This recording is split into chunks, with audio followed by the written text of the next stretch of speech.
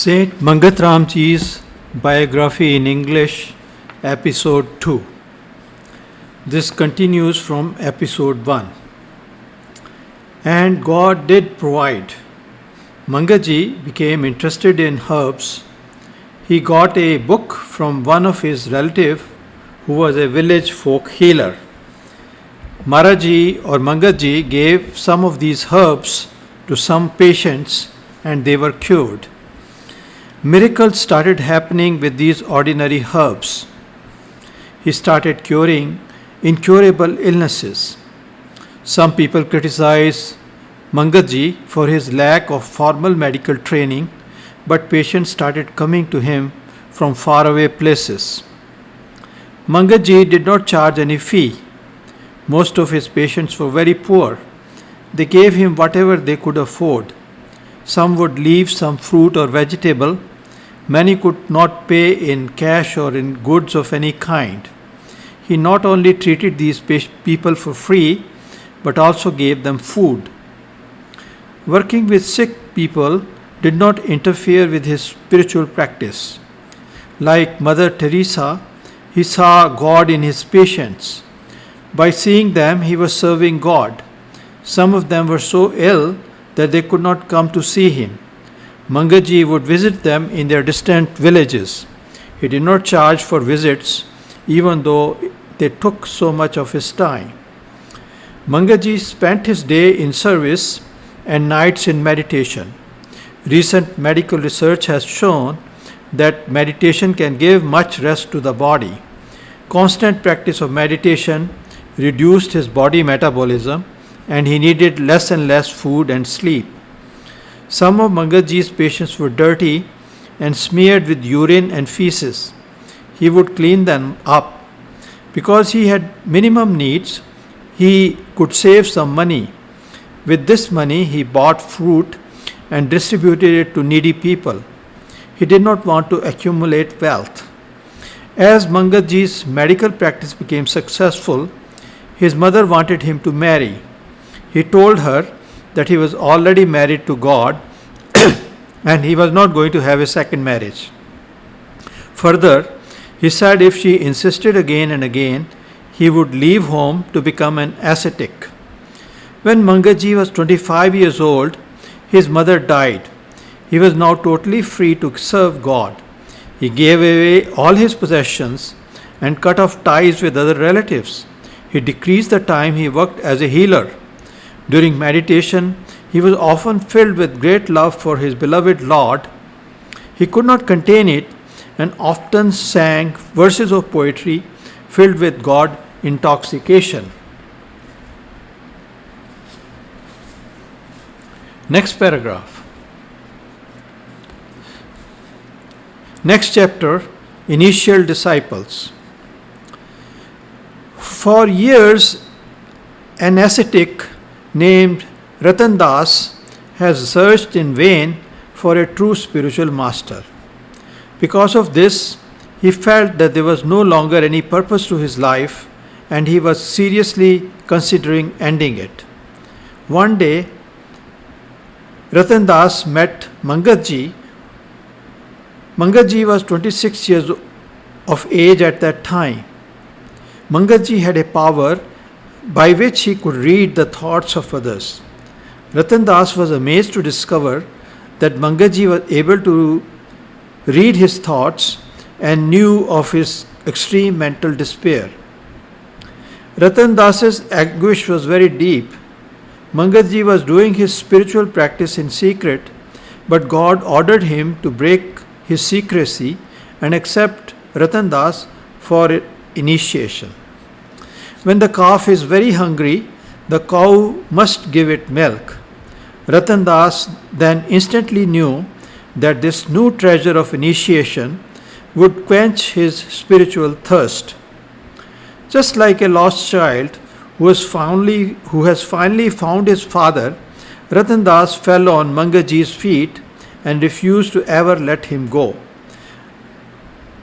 Mangat Ji or Maharaji's heart was filled with love and Ratan Das became his first disciple.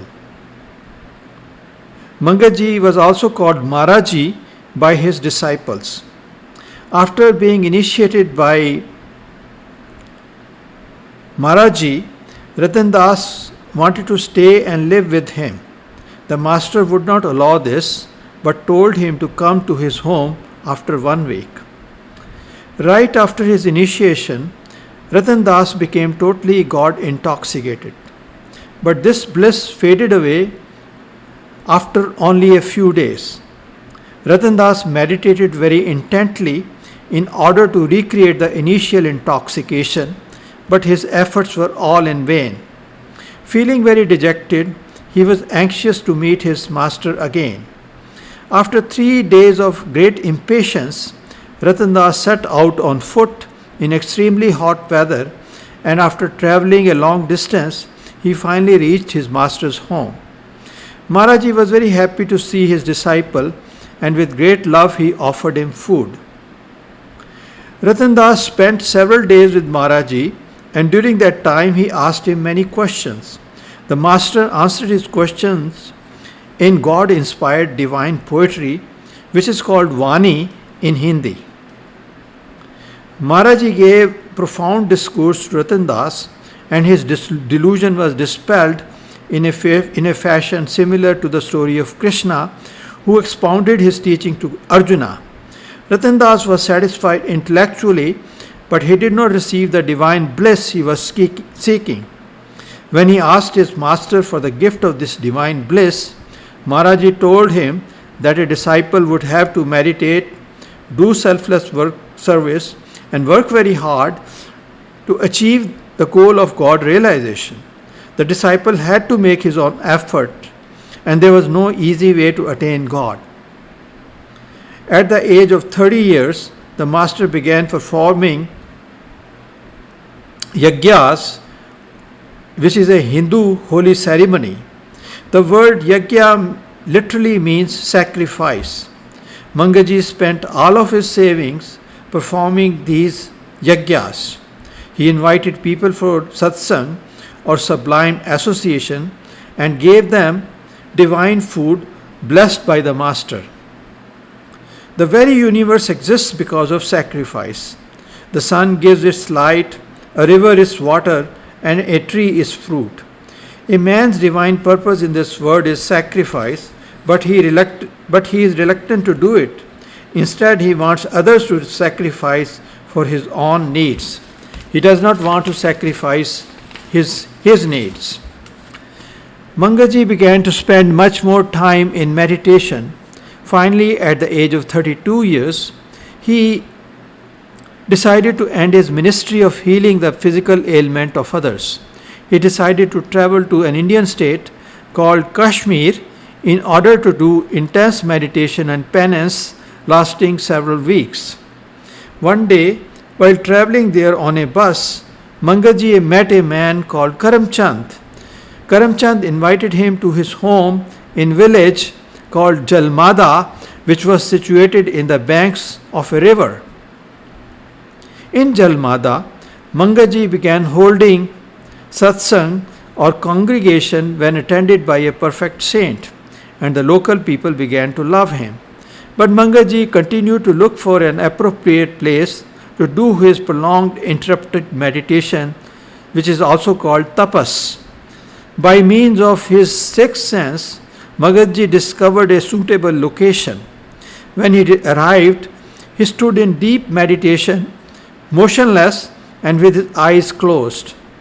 After some time, Mangaji opened his eyes and he told his disciples that in ancient time, at this very site, sages had resided there to perform intense meditation. The disciples were very happy that their master had decided to stay there, and they built a hut for Maharaji. Mangaji lovingly referred to his disciples as premis or lovers of God. He told the disciples to dig in a nearby spot, and when they dug the hole, a spring of water began to flow, thereby increasing the beauty of the place. Maharaji then began his tapas or prolonged uninterrupted meditation. Sitting in his hut, he meditated undisturbed for 35 days and nights continuously. No one was allowed to disturb him during his penance, and his only nourishment was tea taken once daily. At the end of the intense meditation, Maharaji was ready to leave the place, but the disciples wanted to do a yajna or holy ceremony there. Maharaji gave them permission. In preparing for the yajna, the Premis worked tirelessly with great enthusiasm. It was a feast of great love and spirituality, and many people attended. A man named Banarsi Das, who later became Mangat Ji's dearest disciple, also attended the yajna. It was love at first sight, and Banarsi Das instantly knew he had found what he had been searching for all his life. Once he came into Maharaji's presence, he was unable to leave. During the yajna, Maharaji gave a wonderful spiritual discourse. Although his body was weak, his voice was clear and strong. As his words came from his inner experience, they carried a deep inner conviction. Maharaji was himself a walking and talking scripture, and his words were intensely appealing. Maharaji served tirelessly during the day, and he stayed awake in the meditation at night.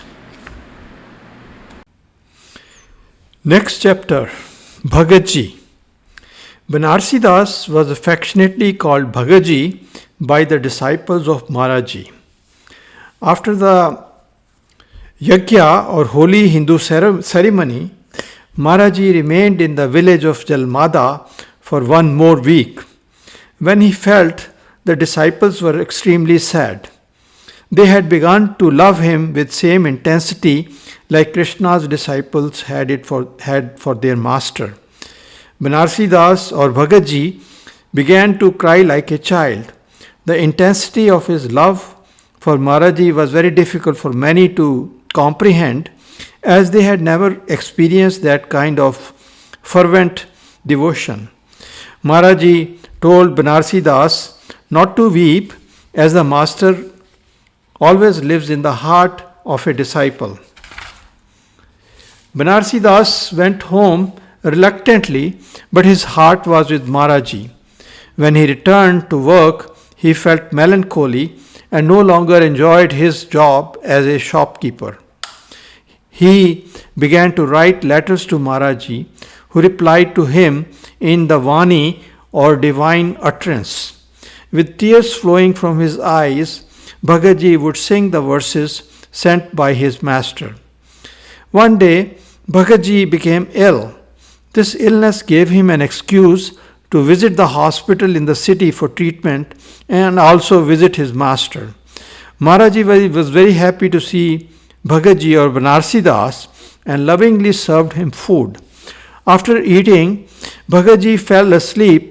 Upon awakening, he found his master fanning him with a fan he was holding in his hand. Bhagatji was overwhelmed with love when he saw his master serving him. After some time, Maharaji and Bhagatji went together into the nearby forest.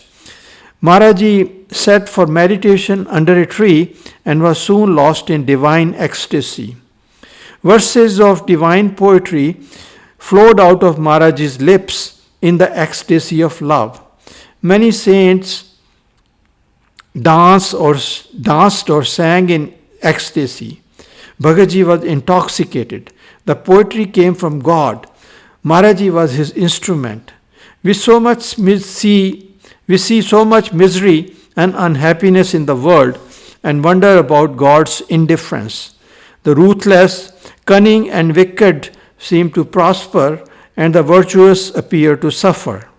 God cares, and He sends His sons, persons like Buddha, Christ, or Maharaji, to give peace to the ailing world. The world was burning like a parched desert, and God sent rain of divine poetry, or the Vani, out of His love and compassion. Bhagatji had an inspiration to write the divine poetry uttered by Maharaji. It is because of Bhagatji that we have the poetry in written form in the holy book called Samta Prakash. Bhagatji stayed with Maharaji for about 10 days. Then he had to leave because of his worldly duties. At time of leaving, the separation was extremely painful and he cried like a child. When Krishna left his village to fight with the wicked king, the pain of separation was very intense for the villagers. Bhagatji was feeling a similar extreme pain. A holy ceremony or yajna was celebrated in 1938. It was a grand feast of love. People were ecstatic, drinking the wine of God intoxication. Many disciples worked untiringly all night to prepare the food for holy meal. Their bodies were working like machines, but their minds were absolutely at rest. They had learnt the essence of karma yoga from the master. They served food lovingly to thousands of people. Bhagatji's mother died and he felt disillusioned with the world. He did not feel like working as a shopkeeper anymore. He just wanted to serve the master all the time and to follow him everywhere. But Maharaji did not allow this because he knew that Bhagatji was not ready yet. Maharaji went to a distant city in India called Ahmedabad. Bhagatji wanted to accompany him, but he was not given permission. Bhagatji used to wait for the letters of Maharaji. These letters were Bhagatji's lifeline. They were written in poetry or Vani. Bhagatji used to sing these verses with tears flowing profusely from his eyes. Episode 2 ends here. It will be continued, the biography will be continued in the next episode, episode 3.